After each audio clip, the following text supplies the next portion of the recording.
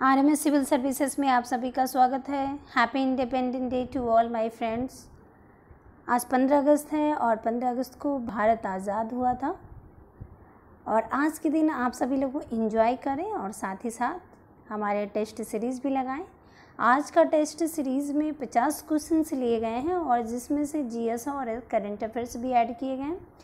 तो जो भी एग्ज़ाम देना चाहते हैं, जैसे 10 अक्टूबर को यूपीएससी का एग्ज़ाम है, यूपीपीसीएस का एग्ज़ाम होने वाले हैं और बीपीएससी का कैलेंडर भी आ चुका है जिसमें 12 दिसंबर को बीपीएससी का एग्ज़ाम का दिया हुआ है, तो इसके लिए काफ़ी इम्पोर्टेंट है। तो चलिए स्टार्ट करते हैं। फर्स्ट नंबर क्वेश्चन है, मानव निर्मित यह झील पुदुचेरी और तमिलनाडु दोनों राज्यों में विस्तारित है और इसे एक महत्वपूर्ण पक्षी क्षेत्र के रूप में मान्यता प्राप्त है। यह प्रकृति के संरक्षण हेतु अंतर्राष्ट्रीय संघ द्वारा एशिया की महत्वपूर्ण आर्द्रभूमियों में से एक के रूप में भी नामित है। यह निम्नलिखित में से कौन सी झील है? तो इसका नाम आप बताएं। आप पढ़े हो तो आप बता दीजिएगा। इसका जो आंसर होगा ऑप्शन बी होगा। Okay, option B. Second number question देखिए कि बॉक्साइट अवशेष जिसको बोलते हैं रेड मड, ये याद रखिएगा। रेड मड क्या होता है? किस संदर्भ में निम्नलिखित कथनों में से कौन सा कथन सही है? पहले में कि यह अत्यधिक विषैली प्रकृति का होता है। दूसरे में कि इसका उपयोग अम्लीय मिट्टी के उपचार के लिए किया जा सकता है। ऑप्शन ए केवल एक, ऑप्शन बी केवल दो, ऑप्शन सी दोनों, ऑप्शन डी इनमें से कोई नहीं। तो इसका आंसर जल्दी बताएं। Option B. ओके, इसका आंसर जो होगा ऑप्शन बी होगा। थर्ड नंबर क्वेश्चन देखते हैं। हाल ही में समाचारों में आया न्यू कैलेडोनिया कहाँ स्थित है? ऑप्शन ए हिंद महासागर, ऑप्शन बी भूमध्य सागर, ऑप्शन सी अटलांटिक महासागर, ऑप्शन डी प्रशांत महासागर। तो इसका आंसर बताएं। ऑप्शन डी, इसका आंसर जो होगा वो प्रशांत महासागर होगा। ओके, ये देखिए यहाँ पे है न्यू कैलेडोनिया। ओके, और यहाँ पे न्यूजीलैंड है, यहाँ पे ऑस्ट्रेलिया है। तो क्वेश्चन ये भी आएगा कि ये प्रशांत महासागर में है और ये ऑस्ट्रेलिया के पूर्वी साइड में है। ओके, और न्यूजीलैंड के उत्तरी साइड। तो इसे आप ध्यान रखिएगा। 4 नंबर क्वेश्चन है, पीला रस्ट जिसको बोलते हैं येलो रस्ट रोग गेहूं की पत्तियों और पर्णछेदों पर पाउडर या धूल की पीली धारियों के रूप में प्रकट होता है। निम्नलिखित में से कौन सी पर्यावरणीय स्थितियां फसलों को इस रोग से संक्रमित करने के लिए अनुकूल परिस्थितियां प्रदान कर सकती है? तो बताएं। और पहले में है वर्षा, दूसरे में ओस, तीसरे में है कुहासेदार मौसम, ऑप्शन और 4 में है अत्यधिक ताप की स्थितियाँ। Option A 1, 2, 3। इसका आंसर बताएं क्या होगा? इसका आंसर जो होगा वो ऑप्शन ए होगा। ठीक है, यहाँ पे अत्यधिक ताप की ज़रूरत नहीं होती। ओके, और ये याद रखिएगा कि पीला जो रतुआ है येलो रस्ट गेहूं से संबंधित है। ये क्वेश्चन आता है ओके पीसीएस एग्जाम में। 5 नंबर क्वेश्चन है कि कभी कभी समाचारों में देखा गया पद इवेंट होराइजन संबंधित है, किससे संबंधित है? तो इसका आंसर बताएं। ऑप्शन ए इतिहास का नया क्रांतिकारी का अंकन है, ऑप्शन बी में है कि एक नई प्रजाति प्रमुख प्रजाति का अंकन है, ऑप्शन सी में सूर्योदय या सूर्यास्त, ऑप्शन डी ब्लैक होल्स। तो बताएं इसका आंसर क्या होगा? ऑप्शन डी ब्लैक होल से संबंधित है Orient event horizon. Okay, 6 number question देखिए कि वन विहार राष्ट्रीय उद्यान के संदर्भ में निम्नलिखित कथनों में से कौन सा कथन सही है? पहले में कि यह पंचमढ़ी जैव मंडल आरक्षित क्षेत्र में अवस्थित है और दूसरे में है कि इसे राष्ट्रीय उद्यान और चिड़ियाघर का संयोजन होने की अनूठी पहचान प्राप्त है। तो इसका आंसर बताएं क्या होगा? इसके बारे में कह रहा है कि वन विहार राष्ट्रीय उद्यान। ओके, तो इसका आंसर जो होगा ऑप्शन बी होगा। Okay, option B. और पंचमढ़ी राष्ट्रीय उद्यान कहाँ है? तो यह मध्य प्रदेश में। 7 नंबर क्वेश्चन है कि सोने का सबसे बड़ा उपभोक्ता निम्नलिखित में से कौन सा देश है? उपभोक्ता, ऑप्शन ए चीन, option B Bharat, option C America, option D Britain. तो इसका आंसर बताएं क्या होगा? ऑप्शन ए इसका आंसर होगा चीन। इसका ओके चीन होगा। 8 नंबर क्वेश्चन देखना है। 8 नंबर क्वेश्चन है कि वन्य जीवों की प्रवासी प्रजातियों के संरक्षण पर अभिशमय के संबंध में निम्नलिखित में से कौन सा कथन सही है? पहले में कि यह संयुक्त राष्ट्र की एक पर्यावरण संधि है, दूसरे में कि जिन प्रवासी प्रजातियों को विलुप्त होने का खतरा है उन्हें अभिशमय के परिशिष्ट 1 में सूचीबद्ध किया गया है, शेड्यूल 1 में। तीसरे में है कि अभिसमय के तहत सभी संपन्न संधि सभी पक्षकारों पर वैधानिक रूप से बाध्यकारी है। Option A 1, 2, option B 2, 3। इसका आंसर बताएं क्या होगा।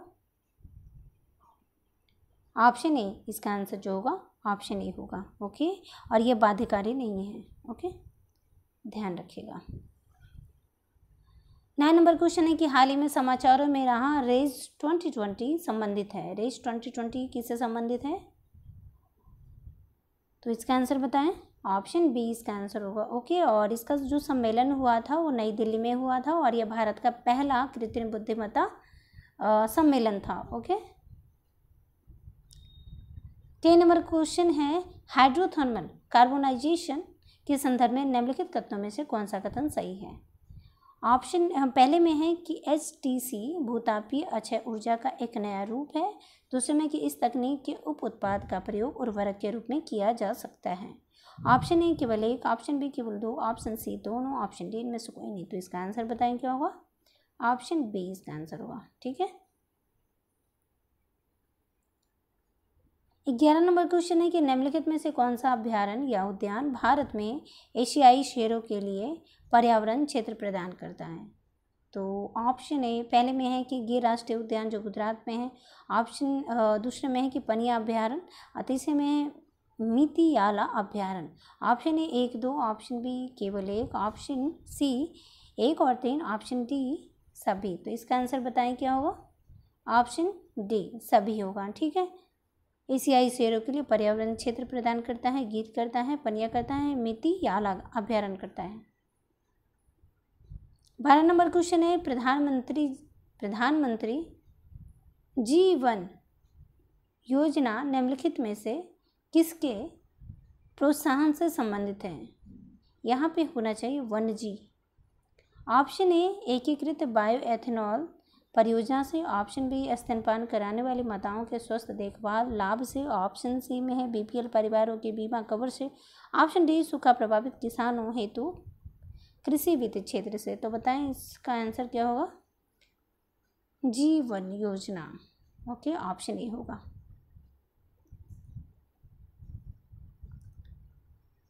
तेरह नंबर क्वेश्चन है ग्रीन वॉशिंग क्या है। ऑप्शन ए यह किसी उत्पाद के पर्यावरणीय लाभों के बारे में भ्रामक दावों का एक व्यवहार या पद्धति है। दूसरे में है कि यह ताप विद्युतीय संयंत्र में उत्पन्न धुएं को कम करने के लिए। ऑप्शन सी में कि यह ठोस हरित अवशिष्ट से ईंधन उत्पाद की एक विधि है। ऑप्शन डी में कि यह भारतीय वैज्ञानिकों द्वारा विकसित एक बायोडिग्रेडेबल पॉलीथीन है। तो इसका आंसर बताएं क्या होगा। इसका जो आंसर होगा ऑप्शन ए होगा। ओके, ग्रीन वॉशिंग ये वर्ड है, टर्म से आप इसे ध्यान रखिएगा। ग्रीन वॉशिंग क्या है। 14 नंबर क्वेश्चन है गहन कृषि क्षेत्रों में उपजाऊ जलोढ़ मृदा लवणीय मृदा में परिवर्तित हो रही है। इस संदर्भ में निम्नलिखित कथनों में से कौन सा कथन सही है। पहले में है कि शुष्क जलवायु वाली दशाओं में अत्यधिक सिंचाई केशिका क्रिया को बढ़ावा देती है, जिसके परिणाम स्वरूप मृदा में नमक जमा हो जाता है। दूसरे में है कि लवणता की समस्या के समाधान के लिए किसानों को जिप्सम का प्रयोग करने की सलाह दी जाती है। ऑप्शन ए केवल 1, ऑप्शन बी केवल 2, ऑप्शन सी दोनों, ऑप्शन डी इनमें से कोई नहीं। तो बताएं इसका आंसर क्या होगा। ऑप्शन डी दोनों सही है। ओके, गहन कृषि आपको पता होगा कि गहन कृषि किसको बोलते हैं। तो एक वर्ष में 2 से अधिक बार एक क्षेत्र में कृषि करना गहन कृषि होता है। मतलब कि एक क्षेत्र से जितना आप कृषि कर सको, जितना उत्पाद कर सको। ओके, अत्यधिक कृषि करना गहन कृषि। 15 नंबर क्वेश्चन है कि निम्नलिखित में किन्हें आर्द्रभूमियों पर रामसर कन्वेंशन के तहत आर्द्रभूमियों की सूची में शामिल किया गया। तो पहले में है कि झीलों और नदियों को, दूसरे में है धान के खेत, तीसरे में है पीठभूमि, चौथे में है भूमिगत जलवायु स्तर और 5वें में है प्रवाल भित्तियाँ। तो बताएं इनमें से कौन सा शामिल है। ऑप्शन डी इसमें सभी शामिल हैं। ध्यान रखिएगा कि कौन कौन से आर्द्रभूमि की सूची में शामिल हैं। ओके, और आपको पता है कि रामसर कन्वेंशन जो है वो आर्द्रभूमि से संबंधित है। कब आया है तो 1971 में आया है। रामसर जो साइट है वो 1971 में कन्वेंशन हुआ था। ओके, और ये ईरान में रामसर शहर है ये। और अभी आर्द्र भूमियों की जो सूची हो गई है वो 46 हो गई है। ओके, अभी 4 जो है वो ऐड हुआ है नया नया, तो इस पर एक वीडियो मैं स्पेशल बना दूंगी। 16 नंबर क्वेश्चन है कि वैश्विक पर्यावरण आउटलुक निम्नलिखित में से किस अंतर्राष्ट्रीय संगठन द्वारा प्रकाशित किया गया है? ऑप्शन ए जलवायु परिवर्तन पर अंतर सरकारी पैनल, ऑप्शन बी संयुक्त राष्ट्र पर्यावरण कार्यक्रम, ऑप्शन सी संयुक्त राष्ट्र विकास कार्यक्रम, ऑप्शन डी है अंतर्राष्ट्रीय प्रकृति संरक्षण संघ। तो इसका आंसर क्या होगा? Option B. इसका आंसर जो होगा ऑप्शन बी होगा, संयुक्त राष्ट्र पर्यावरण कार्यक्रम। ओके, नेक्स्ट क्वेश्चन है 17 नंबर क्वेश्चन है कि पेट्रोलियम कोक के संदर्भ में निम्नलिखित कथनों में से कौन सा कथन सही है? पहले में कि यह कोयले की तुलना में अत्यधिक ग्रीन हाउस गैसों का उत्सर्जन करता है। दूसरे में कि पेट्रोलियम कोक में कोयले की तुलना में अधिक ऊर्जा निहित होती है। ऑप्शन ए केवल एक, ऑप्शन बी केवल दो, ऑप्शन सी दोनों, ऑप्शन डी इनमें से कोई नहीं। तो इसका आंसर बताएं क्या होगा? ऑप्शन डी होगा इसका आंसर। ओके, दोनों सही है। 18 नंबर क्वेश्चन है कि तेल रिसाव को साफ करने के लिए निम्नलिखित में से किस तकनीक का उपयोग किया जाता है?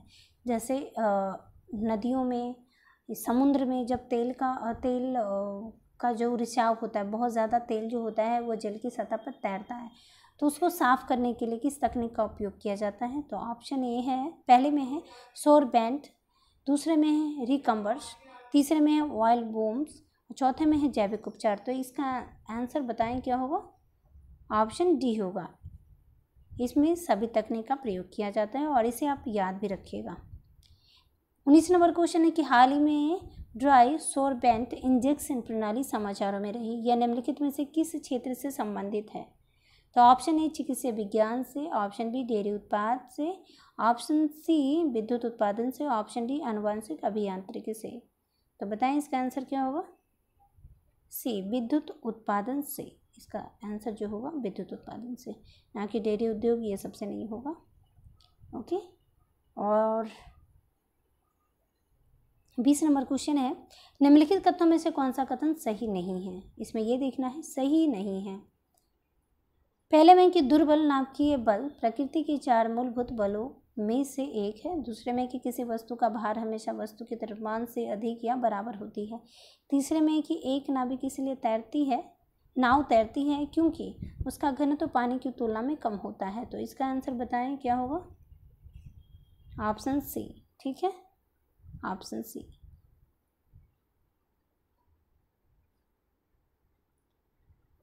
इक्कीस नंबर क्वेश्चन है कि डीएनए की निम्नलिखित विशेषताओं में से कौन सी पीढ़ी दर पीढ़ी आनुवंशिक सूचनाओं को संग्रहित और संचारित करने के लिए विशिष्ट रूप से उपयुक्त है? तो ऑप्शन ए 2 श्रृंखलाओं की पूरकता, ऑप्शन बी द्विकुंडित संरचना, ऑप्शन सी प्रति घुमाव पर क्षार युक्त की संख्या, और ऑप्शन डी है प्रतिलेखन। तो इसका आंसर क्या होगा? ऑप्शन ए 2 श्रृंखलाओं की पूरकता इसका आंसर जो होगा। और डीएनए का देख लीजिए संरचना, ये है डीएनए का संरचना, ये है द्विकुंडलित रूप में है।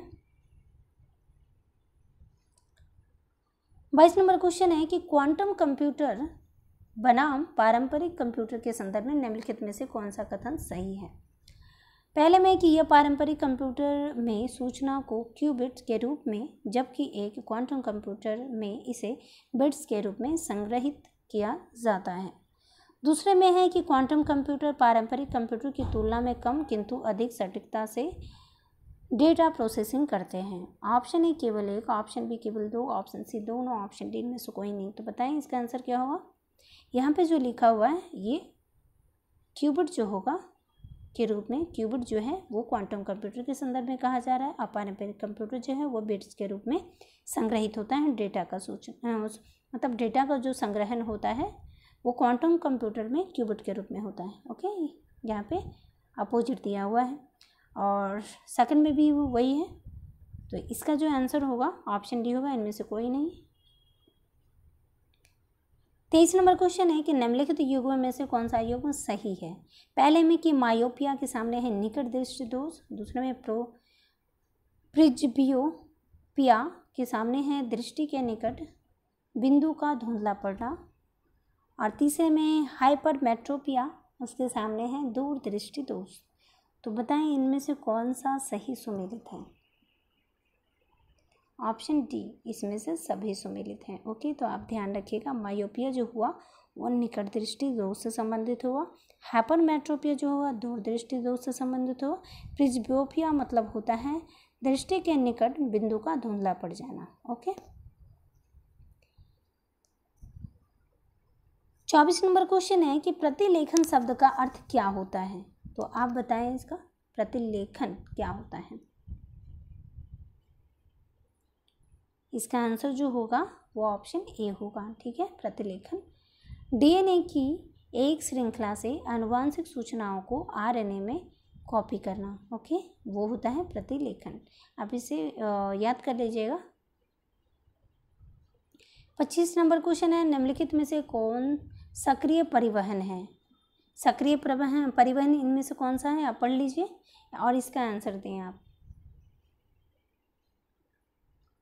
इसका आंसर जो होगा वो ऑप्शन ए होगा। ठीक है, यह श्वसन से ऊर्जा के उपयोग के साथ विसरण प्रवणता के विरुद्ध किसी पदार्थ का गमन होता है। ठीक है, सक्रिय परिवहन का अर्थ ये होता है। 26 नंबर क्वेश्चन देखते हैं कि समाचारों में रहने वाली लीडार टेक्नोलॉजी का इस्तेमाल निम्नलिखित में से किसके लिए किया जा सकता है। तो पहले में है कि स्वचालित ड्राइविंग के लिए, दूसरे में है कि आधारभूत अवसंरचना संबंधी परियोजना के लिए, तीसरे में है कि वायु प्रदूषण को मापने के लिए। तो ऑप्शन ए केवल एक, option B 1 2, option C 1 3, option D सभी। तो क्या इसमें से कौन सी सही है, ऑप्शन डी सही है। ठीक है, इनमें से सभी सही है, लीडार टेक्नोलॉजी का प्रयोग। 27 नंबर क्वेश्चन है कि हाल ही में समाचारों में रहा कैप्टागन निम्नलिखित में से किससे संबंधित है। तो आप इसे पढ़ें और इसका जवाब दें आप। इसका आंसर जो होगा वो ऑप्शन ए होगा। ठीक है, कैप्टान जो ये है ये इससे संबंधित है, आतंकवादियों द्वारा इस्तेमाल की जाने वाली नशीली दवा है ये कैप्टागन। ओके, 28 नंबर क्वेश्चन है कि हाल ही में समाचारों में रहा डिजिटल स्काई प्लेटफॉर्म संबंधित है, किससे संबंधित है। ऑप्शन ए ड्रोन के पंजीकरण से, ऑप्शन बी है क्लाउड कंप्यूटिंग से, ऑप्शन सी है वाणिज्यिक उड़ान नौ संचालन से, option D direct to home सेवाओं से। तो इसका आंसर बताएं क्या होगा, ऑप्शन ए होगा। ठीक है, ड्रोन के पंजीकरण से, digital sky platform. 29 number question है, मूललेम राष्ट्रीय उद्यान निम्नलिखित में से किस राज्य में स्थित है। इसका आंसर आप बताएं। ऑप्शन बी, इसका आंसर जो होगा वो गोवा होगा। ठीक है, मूललेम राष्ट्रीय उद्यान कहाँ है, तो गोवा में है। 30 नंबर क्वेश्चन है, निम्नलिखित कथनों में से निम्नलिखित युगों में से कौन सा सही है। पहले में है कि चालन विभिन्न तापमान निकायों का संपर्क में होना, संवहन है कि गर्म क्षेत्रों के तरल पदार्थ का ठंडे क्षेत्रों के तरल पदार्थ की ओर बढ़ना, तीसरे में है विकिरण बिना संपर्क के ऊष्मा स्थानांतरण। तो इसमें बताएं कौन सा सही है। ऑप्शन डी, इसमें सभी सही है, ये टर्म्स है जिसे याद कर लीजिएगा। 31 नंबर क्वेश्चन है, केंद्रीय चिड़ियाघर प्राधिकरण के संदर्भ में कौन सा कथन सही है। पहले में है कि केंद्रीय चिड़ियाघर प्राधिकरण एक गैर सांविधिक निकाय है, दूसरे में है कि इसकी अध्यक्षता केंद्रीय पर्यावरण वन और जलवायु परिवर्तन मंत्री द्वारा की जाती है। ऑप्शन ए केवल एक, ऑप्शन बी केवल दो, ऑप्शन सी दोनों, ऑप्शन डी इनमें से कोई नहीं। तो इसका आंसर बताएं क्या होगा, ऑप्शन बी। इसका आंसर जो होगा ऑप्शन बी होगा। 32 है, ओकावांगो डेल्टा निम्नलिखित में से किस देश में स्थित है।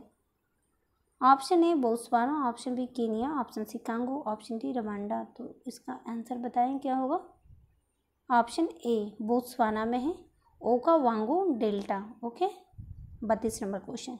33 नंबर क्वेश्चन देखिए, रक्षा अधिग्रहण परिषद की अध्यक्षता की जाती है किसके द्वारा। ऑप्शन ए प्रधानमंत्री, option B chief of defence staff, option C राष्ट्रीय सुरक्षा सलाहकार, ऑप्शन डी केंद्रीय रक्षा मंत्री। तो बताएं इसका आंसर क्या होगा, ऑप्शन डी केंद्रीय रक्षा मंत्री के द्वारा इसकी अध्यक्षता की जाती है। ओके, केंद्रीय रक्षा मंत्री। 34 नंबर क्वेश्चन है, गैस हाइड्रेट्स के संदर्भ में निम्नलिखित में से कौन सा कथन सही है। तो इसका आंसर आप बताएं, पढ़ लीजिए। इसका आंसर जो होगा ऑप्शन डी होगा। सभी कथन सही है गैस हाइड्रेट्स के संदर्भ में कि इसमें समानता मीथेन या कार्बन डाइऑक्साइड की उपस्थिति होती है। मीथेन या कार्बन डाइऑक्साइड, इसमें राष्ट्र की ऊर्जा की आवश्यकताओं की पूर्ति करने की क्षमता है, मतलब ऊर्जा सुरक्षा कर सकता है गैस हाइड्रेट्स। हाइड्रोजन उत्खनन और लाइसेंसिंग नीति यानी हेल्प इसके अन्वेषण को प्रोत्साहित करता है, तो ऑप्शन डी होगा इसका आंसर। 35 नंबर क्वेश्चन है कि हाल ही में समाचारों में रहा अप्सरा उन्नत क्या है, तो ऑप्शन ए परमाणु अनुसंधान reactor, option B super computer, option C पृथ्वी अवलोकन उपग्रह, ऑप्शन डी मिसाइल रक्षा प्रणाली। तो इसका आंसर बताएं क्या होगा। ऑप्शन ए इसका आंसर होगा परमाणु अनुसंधान रिएक्टर। 36 नंबर क्वेश्चन है राजाजी नेशनल पार्क निम्नलिखित में से किस राज्य में स्थित है। ये आपको पता होगा, इजी क्वेश्चन है। इसका आंसर जो होगा ऑप्शन डी होगा उत्तराखंड। ओके। 37 नंबर क्वेश्चन है निम्नलिखित में से कौन सा कृत्रिम मधुरक नहीं है। ठीक है, तो इसका आंसर बताएं क्या होगा। कृत्रिम मधुरक नहीं है, मतलब वो जो है वो प्राकृतिक है, तो इसमें कौन सा मधुरक जो है वो प्राकृतिक है। ऑप्शन सी इसका आंसर होगा। स्टेविया जो है वो प्राकृतिक मधुरक है। 38 नंबर क्वेश्चन है कि वेंचुआ त्योहार निम्नलिखित में से किस जनजाति के द्वारा मनाया जाता है। Option A Tiwa, option B Toda, option C इरोल, ऑप्शन डी चोल नाइकल। तो बताएं इसका आंसर क्या होगा। ऑप्शन ए तीवा जनजाति के द्वारा मनाया जाता है। 39 नंबर क्वेश्चन है प्रज्ञाता नामक दिशा निर्देश निम्नलिखित में से किससे संबंधित है। ऑप्शन ए डिजिटल शिक्षा से, ऑप्शन बी वामपंथी अतिवाद से, ऑप्शन सी समुद्री नीति, ऑप्शन डी बौद्धिक संपदा अधिकार से। प्रज्ञाता, तो इसका आंसर जो होगा ऑप्शन ए होगा। ठीक है, डिजिटल शिक्षा से। 40 नंबर क्वेश्चन है कि कभी कभी समाचारों में आने वाला पद एरोजेल, ब्लू एयर और फ्यूजन स्मोक संबंधित है, किससे संबंधित है। ऑप्शन ए प्रदूषण नियंत्रण से, ऑप्शन बी इंसुलेशन से, ऑप्शन सी पुरातत्व, तो ऑप्शन डी कृषि। तो इसका आंसर क्या होगा। ऑप्शन बी इंसुलेशन से संबंधित है, और इंसुलेशन से क्या है, एरोजेल है, ब्लू एयर है और फ्यूजन स्मोक है। 41 नंबर क्वेश्चन देखिए, और ये काफ़ी इम्पोर्टेंट क्वेश्चन है। कभी कभी समाचारों में देखा जाने वाला भाषणचार द्वीप स्थित है। Option A Nepal, option B Bhutan, option C Bangladesh, option D Myanmar. तो इसका आंसर बताएं क्या होगा। शायद आपने देख लिया है। ऑप्शन सी इसका आंसर होगा बांग्लादेश। ठीक है, भाषणचार द्वीप जो है बहुत ही इम्पोर्टेंट है। देखिए यहाँ पे है भाषणचार द्वीप,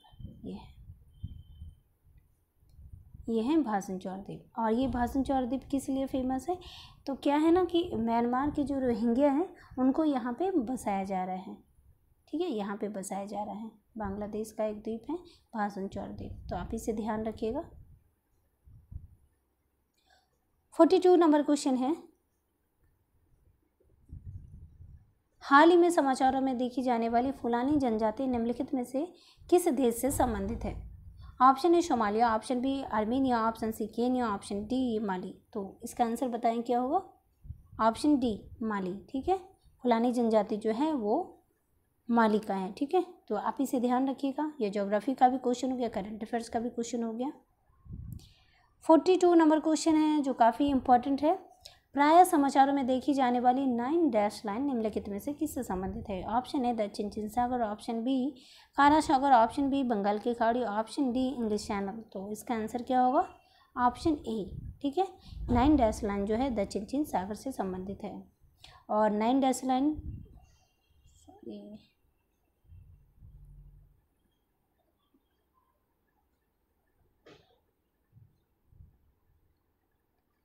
ये है 9 डैश लाइन। देखिए ये है 9 डैश लाइन,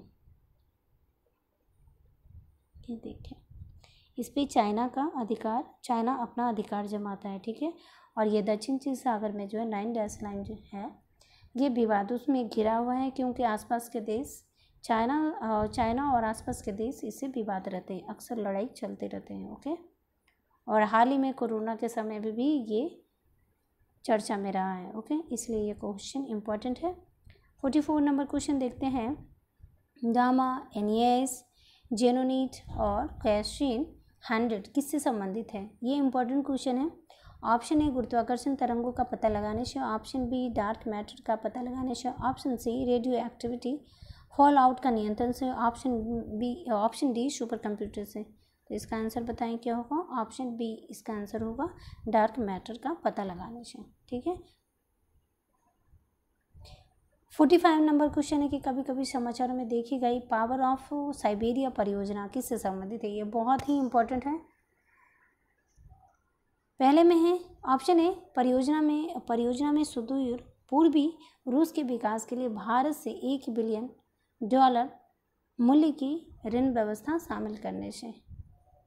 ऑप्शन बी है रूस और चीन के बीच पहली क्रॉस बॉर्डर गैस पाइपलाइन से। ऑप्शन सी है ट्रांस साइबेरियन रेलवे के पुनर्निर्माण और रूसी रेलवे नेटवर्क से क्रॉस साइबेरियन मेला लाइन को जोड़ने वाली परियोजना से। ऑप्शन डी सभी। तो क्या इसमें सभी सही है? ऑप्शन बी सही है। ठीक है, पावर ऑफ साइबेरिया जो है वो रूस और चीन के बीच पहली क्रॉस बॉर्डर गैस पाइपलाइन परियोजना से संबंधित है। 46 नंबर क्वेश्चन है, अक्सर समाचारों में देखा जाने वाला E2020 पहल किससे संबंधित है? ओके, E2020 पहल, तो इसका आंसर आप ही बताएं। इसका आंसर जो होगा वो ऑप्शन ए होगा। ठीक है, मलेरिया से संबंधित है। 47 नंबर क्वेश्चन है, निर्वाचन आयोग के संदर्भ में निम्नलिखित कथनों में से कौन सा कथन सही है? पहले में कि निर्वाचन आयोग राजनीतिक दलों के आंतरिक कामकाज में आंतरिक पार्टी लोकतंत्र सुनिश्चित करता है। दूसरे में है कि निर्वाचन आयोग एक अर्ध न्यायिक निकाय के रूप में भी कार्य करता है। तीसरे में है कि मुख्य निर्वाचन आयुक्त को संसद द्वारा महाभियोग की प्रक्रिया से ही पद से हटाया जा सकता है। तो इसका आंसर बताएं क्या होगा? निर्वाचन आयोग आप पढ़े होंगे, संविधान के अनुच्छेद 324 में उसका वर्णन किया गया, उल्लेख किया गया है, उसके कार्यों का भी उल्लेख किया गया है। तो इसका आंसर बताएं क्या होगा? ऑप्शन डी इसमें सभी कथन सही होगा। ठीक है, आप इसे याद रखिएगा। 48 नंबर क्वेश्चन है, नुआखई जुहार एक कृषि त्यौहार है जो मनाया जाता है। कहाँ मनाया जाता है? ऑप्शन ए पूर्वी भारत में, ऑप्शन बी पूर्वोत्तर भारत, ऑप्शन सी पश्चिमी भारत, ऑप्शन डी दक्षिण भारत। तो इसका आंसर क्या होगा? ऑप्शन ए पूर्वी भारत में नुआखाई जुहार मनाया जाता है, पूर्वी भारत में मनाया जाता है। 49 नंबर क्वेश्चन है, भीमा शंकर वन्यजीव अभ्यारण्य निम्नलिखित में से किस राज्य से संबंधित है? ये ज्योग्राफी का क्वेश्चन हो गया है। Option A Maharashtra, option B Madhya Pradesh, option C Chhattisgarh, option D Jharkhand. तो इसका आंसर क्या होगा? ऑप्शन ए भीमा वन्यजीव अभ्यारण्य जो है वो महाराष्ट्र में है, भीमा। 50 नंबर क्वेश्चन है कि हाल ही में समाचारों में रहा स्टार लिंक नेटवर्क संबंधित है। ऐसे इसको बोलते हैं, स्टार लिंक प्रोजेक्ट बोलते हैं इसको। स्टार लिंक नेटवर्क किससे संबंधित है? Option a network internet connectivity से, ऑप्शन बी दूरबीनों के नेटवर्क, ऑप्शन सी नासा और इसरो के बीच सहयोग से, ऑप्शन डी मौसमी गुब्बारे यानी वेदर बैलून से संबंधित है। तो बताएं इसका आंसर क्या होगा? और ये लास्ट क्वेश्चन है, इसका आंसर जो होगा ऑप्शन ए होगा। स्टार लिंक जो नेटवर्क है ये यूएसए का एक परियोजना है कि पूरे विश्व में इंटरनेट कनेक्टिविटी को सभी क्षेत्रों में पहुंचाना है। ओके, तो आप इसे ध्यान रखिएगा, ये यूएसए का स्टार लिंक नेटवर्क है। और ये क्वेश्चन लास्ट था। अगले टेस्ट में मिलते हैं। आपको ये टेस्ट अच्छा लगे तो आप लाइक करें, शेयर करें। Okay, thank you.